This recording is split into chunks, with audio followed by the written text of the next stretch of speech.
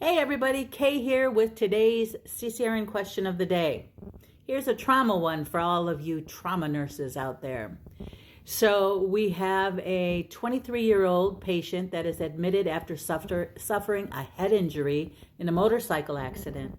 There's bloody drainage coming from his nose.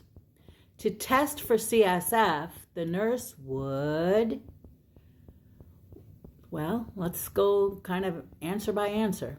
And that is A, check the drainage for glucose. Now that's a temptation right there. That's a temptation to check the drainage for glucose because we know cerebral spinal fluid is high in glucose.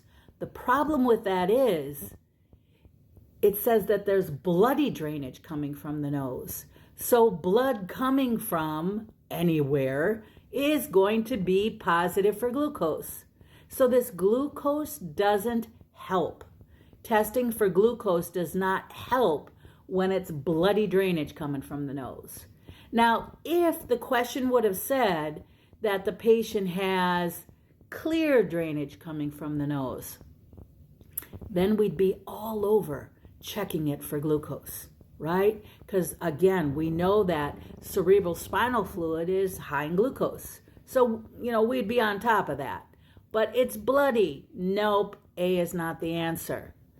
So would the nurse potentially be assisting with lumbar puncture? Well, the nurse would assist in a lumbar puncture, but again, this is not asking about intracranial pressure. It is asking about bloody drainage coming from the nose and testing it for CSF. A lumbar puncture is not the way that you're going to get there. C, analyze the CT scan report for the presence of a meningeal tear.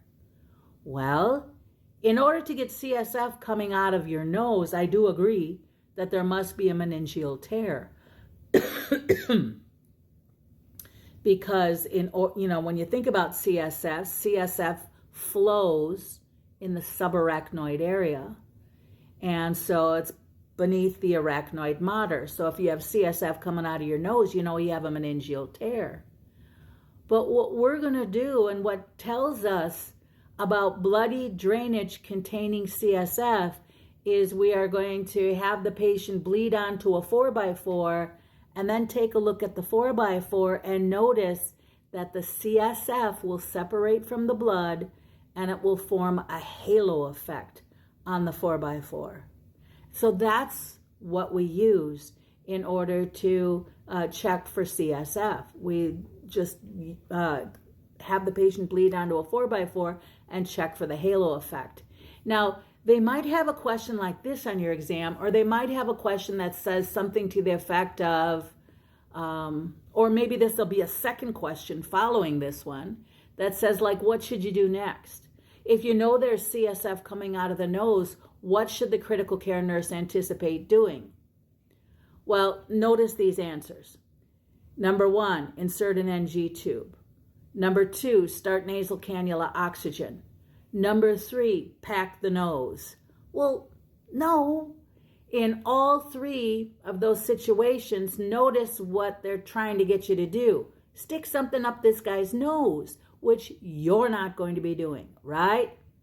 What are you going to be doing? Apply a light mustache dressing, note the drainage, and change PRN. That's what you're going to be doing, okay?